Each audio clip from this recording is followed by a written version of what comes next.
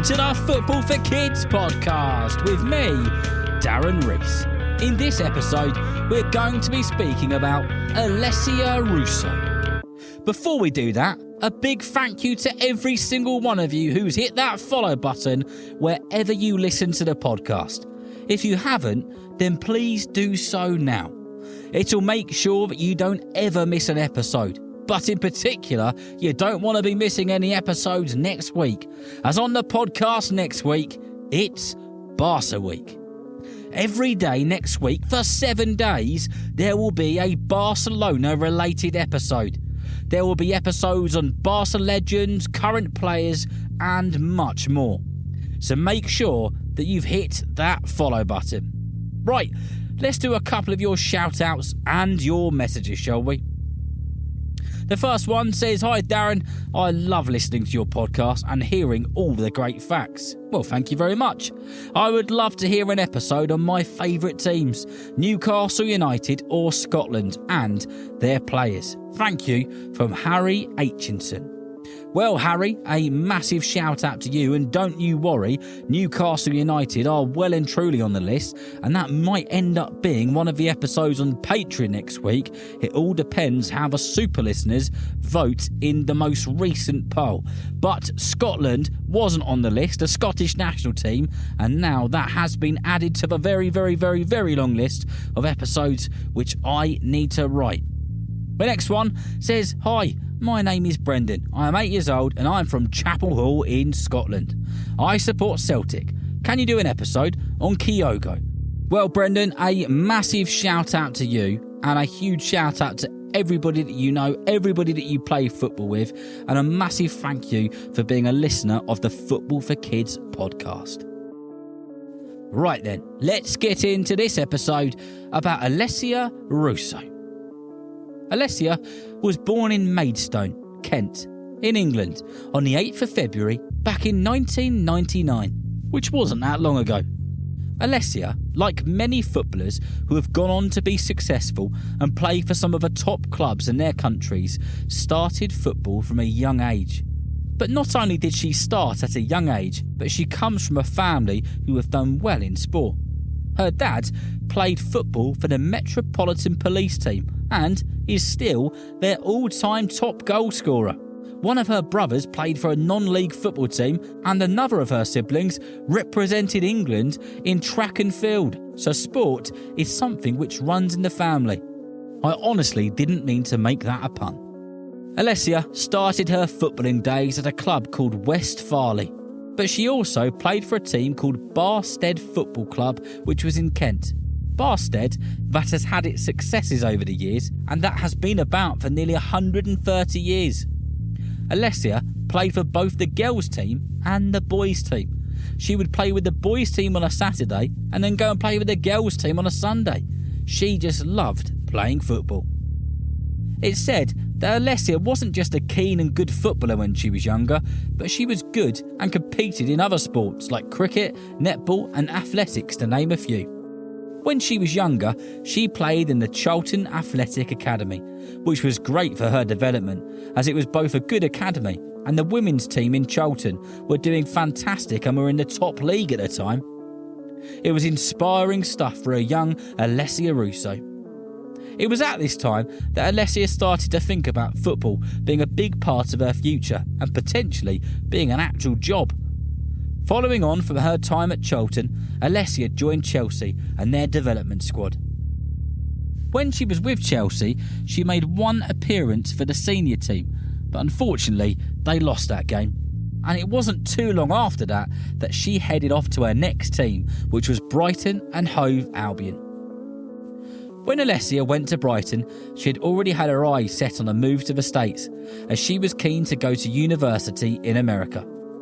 This was something which Alessia's brother Luca had already done, and although she knew it would be a big move that would require a lot of planning and sorting, it was something that she was still keen to do. When she went to America, she went to a university called the University of North Carolina. The university is very famous for successful athletes, including many top soccer players and a very famous basketball player that you might have heard of. His name was Michael Jordan. Alessia was a bit nervous about going over to America and being away from home, but she had been away from home before, as she had played for England since a young age and went away on tournaments with the England football team to different countries. Eventually, Alessia got used to American life. She loved the beautiful weather, and the American people she met welcomed her with open arms and made her feel at home. She played what was called college soccer when she was in the States for the North Carolina Tar Heels. In her first year, she made 19 starts and finished the season as the top goal scorer. However, it wasn't all successful for Alessia, as she was struck with an injury, which stopped her from playing while she was at the university. She did come back from injury to play 24 amazing games in her last season, before leaving America to return back to the UK and to sign for the club which she supported when she was a youngster, and that was Manchester United. At Manchester United, Alessia wore the shirt number 23 as a thumbs up to the university she'd been playing football at, and to the great Michael Jordan, the world's most famous basketball player, as he had 23 both on his jersey for Chicago Bulls and for the university basketball team. Alessia got straight to business at Manchester United, registering an assist in her debut game and scoring in her second game. And she was nominated for the Best Player of the Month in the WSL in the month after. However, yet again, injury got in the way of the Kent superstar, as she picked up yet another injury and had to miss out on the rest of the season. Frustrating stuff for such a talented footballer. Alessia got herself back to fitness and returned the following season, scoring 11 fantastic goals, and had people talking about her as one of the best prospects in English football. In the 2022-2023 season, Arsenal tried to sign Russo up and offered a lot of money to Manchester United. United refused. But later on, in July 2023, Alessia Russo moved to Arsenal, which made a lot of Gunners fans very happy. Since joining Arsenal, Russo has made a big impact on the team, scoring some injury time winners, some outstanding penalties, and goals that have been watched millions of times online. As I mentioned earlier, Alessia has been playing for her country of England since a teenager, and she has been an unbelievable player for the Lionesses, scoring some quite simply terrific goals. One which has been viewed more than most of her goals is a goal which she scored against Sweden. She turned away from the goal, with defenders surrounding her.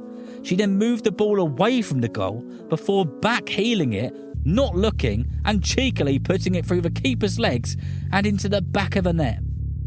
And sometime soon, you've got to go and watch it on YouTube. It was class.